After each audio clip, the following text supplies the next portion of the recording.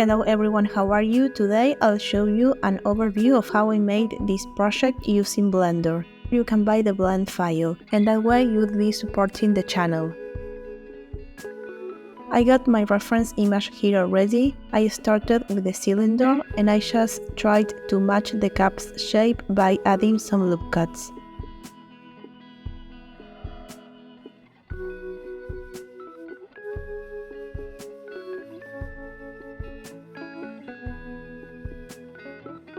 I used three modifiers: a solidify modifier to give it some thickness, a subdivision modifier, and a bevel modifier. I changed the values several times, so here are my final ones. Don't forget to clean your mesh up if you are a messy modeler like me. With proportional editing enabled, I try to match the cap's round shape.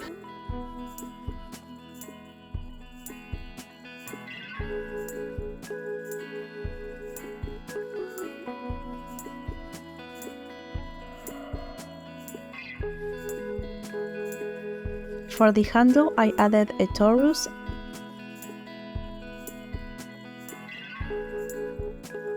and for this shape, I added a subdivision and a solidify modifier.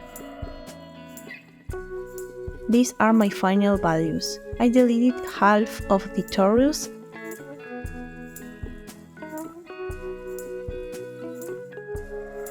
and with proportional editing enabled, I tried to match the image by moving my selection and then rotating it.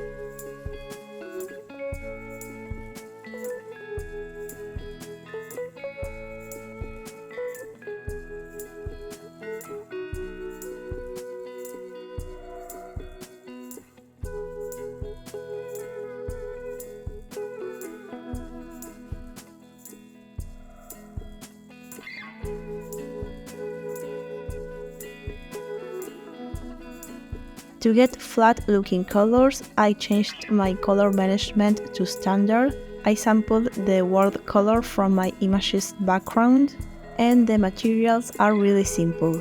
My cap, my ears, and my handle have two emissive materials since I didn't use any lights for this project. We got the base color and the outline color. For the outline, I used the inverted hull method, which consists in enabling backface culling in the second material and adding a solidify modifier to each object.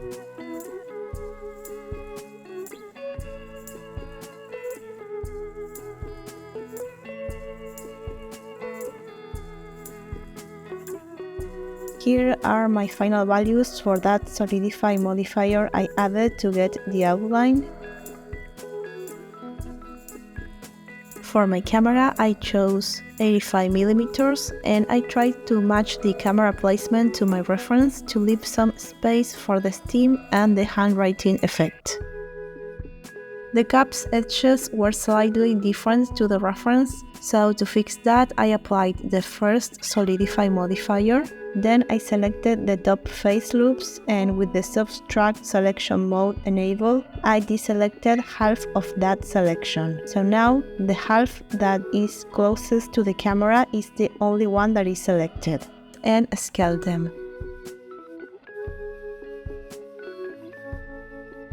And then I repeated the same process with the other half of top edges.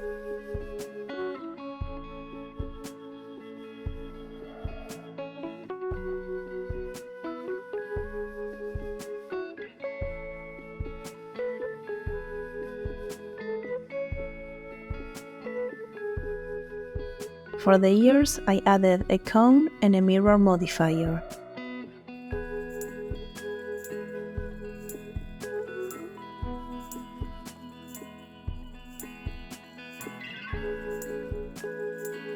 After placing the ears, I changed their topology because they were sticking out at the back of the cap. I deleted the back faces and extruded the top vertex.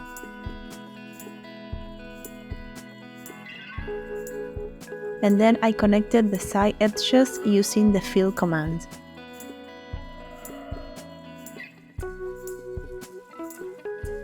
Then I used the knife tool to make some edge cuts on the front of the cone and then on the back.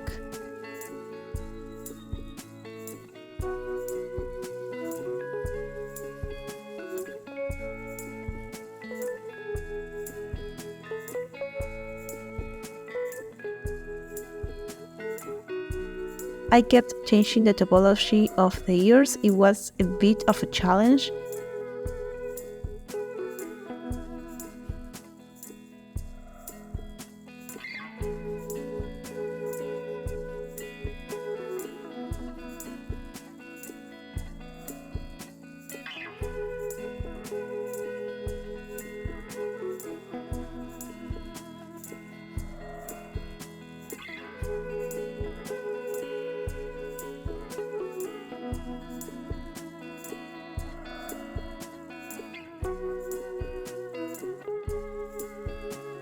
And then in sculpt mode, I gave them the final shape.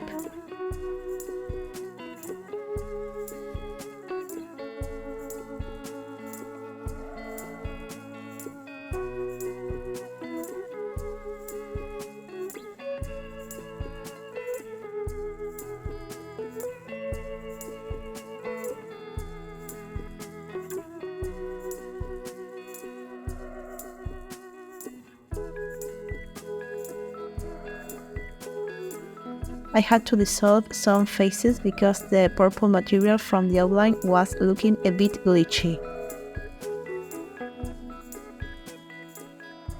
And then I did a couple of touch-ups to the ears using the sculpt tool.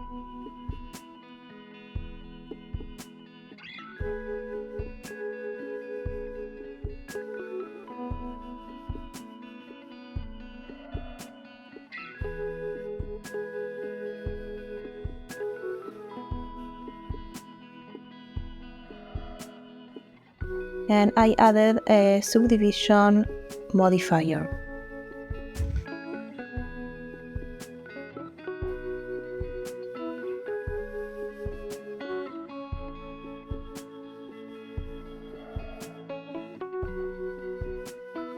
For the water, I duplicated the cap's button and separated it.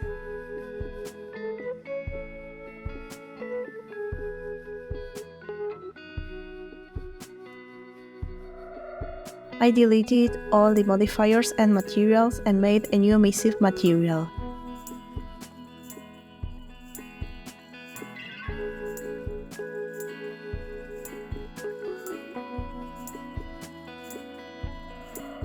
I extruded and scaled the water to match my reference in camera view.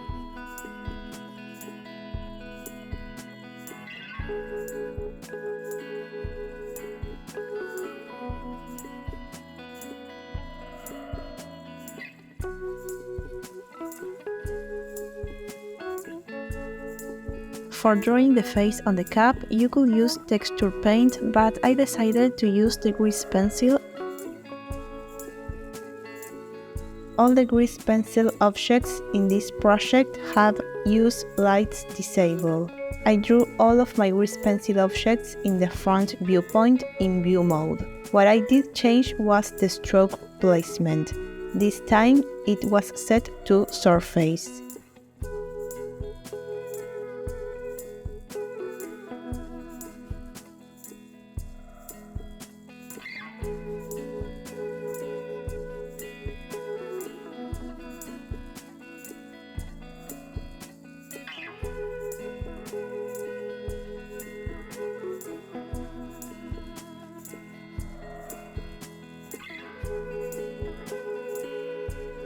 Always make sure your grease pencil object is drawn in the right view.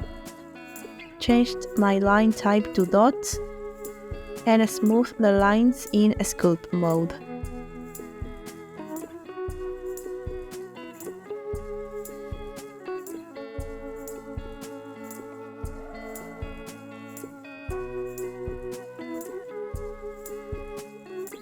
I also moved some of the whiskers points in edit mode, so the lines will look more round at the ends.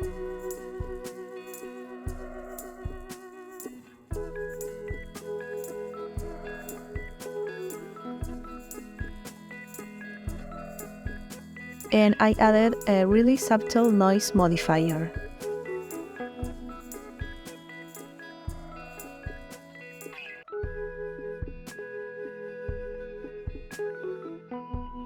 For the handwriting effect, I added another grease pencil object. Like I said, for this project I drew in front view, but from now on I changed my stroke placement to 3D cursor. And with these settings, I copied the words from my reference.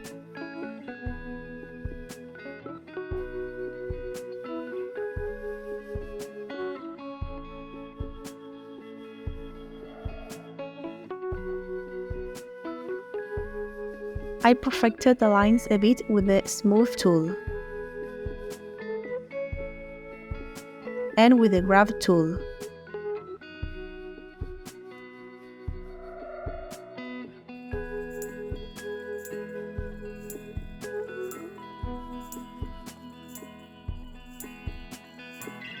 And I moved some points in edit mode.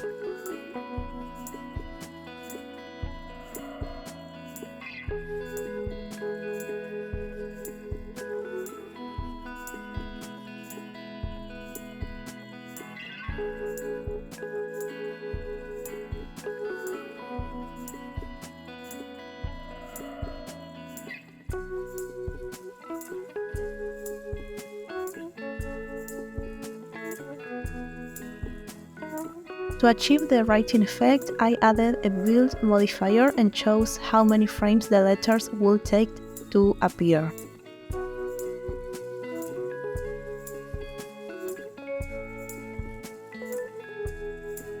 For the animated stars, I added another grease pencil object.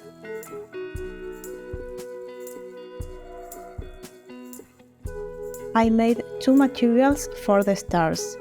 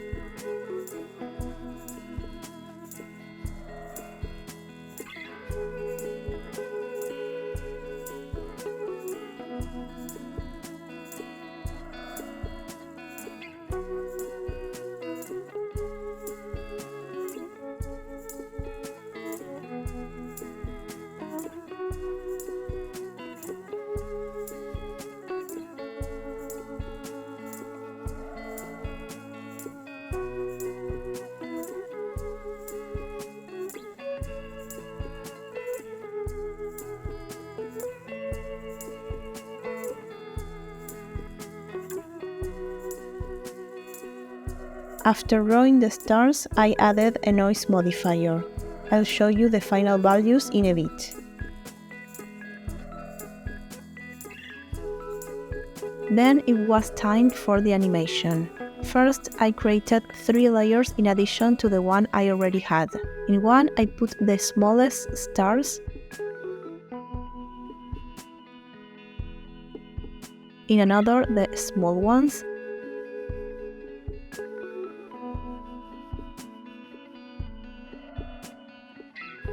Then the medium,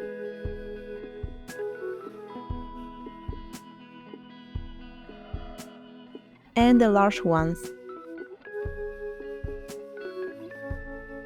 I locked all layers but one, moved the first keyframe to frame 5, and then I just simply copied the first keyframe where the stars were fully sized. The frame before that one I made the stars a bit bigger, and a keyframe was automatically made because I enabled AutoKey. And in the first keyframe I scaled the stars down to 0. I positioned the playhead between the first keyframe and the next one and used the interpolation tool.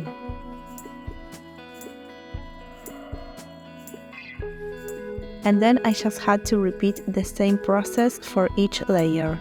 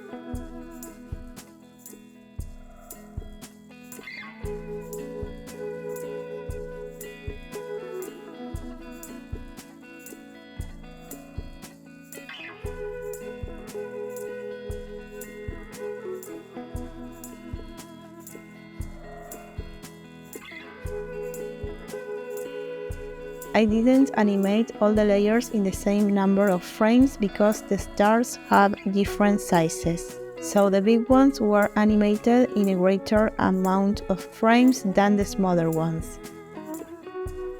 I scaled down the keyframes to make the animation faster and to create some randomness, so not all the stars started their animation at the same time, I moved the keyframes.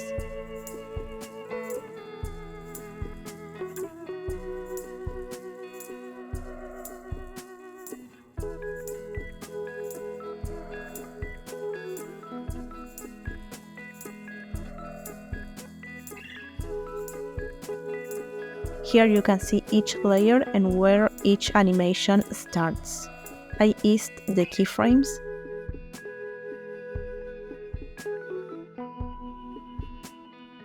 and I changed the noise modifier's thickness.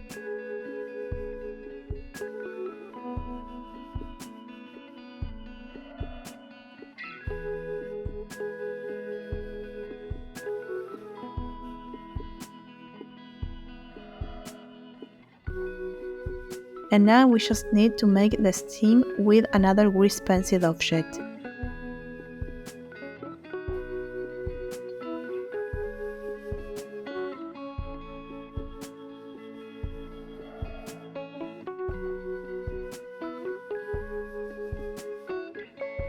With these settings, I drew the borders only.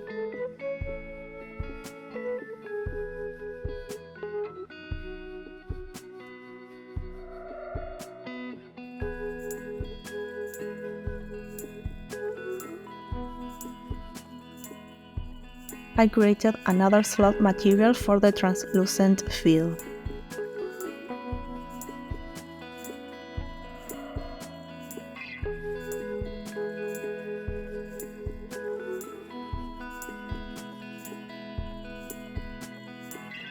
And to get the translucent look, I changed the alpha value. Then I created another layer for the fill.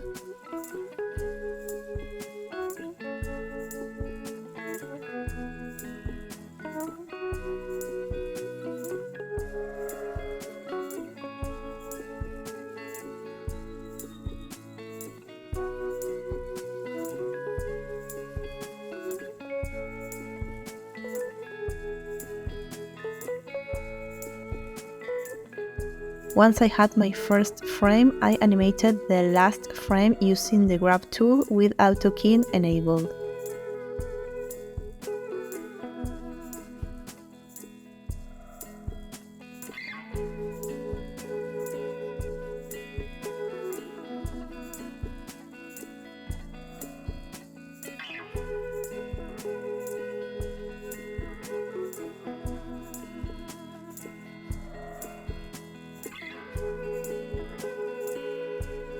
I interpolated both layers and here it is, almost. I had to fix this glitch. I had to go frame by frame to fix some glitches.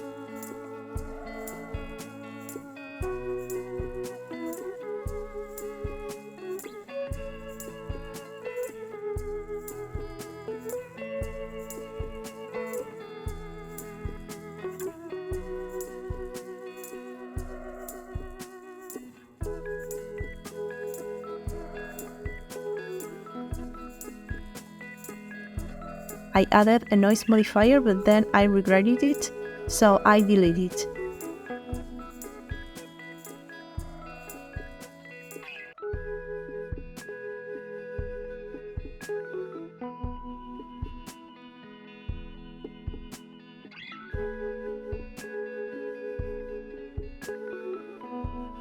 And to move the object from one side to another, simply make an empty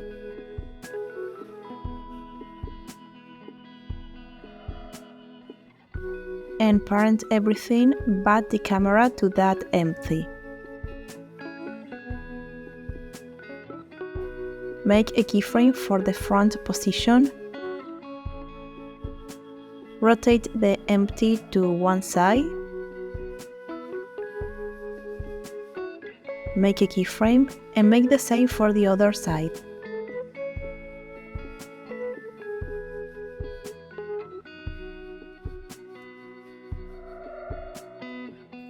Then I copied the keyframes. They are equally spaced as you can see.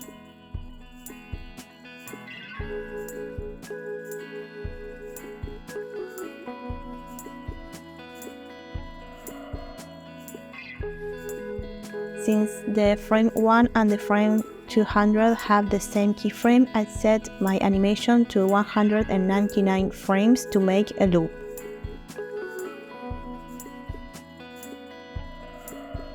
Side, front, other side, and that's it. Let me know if you have any questions.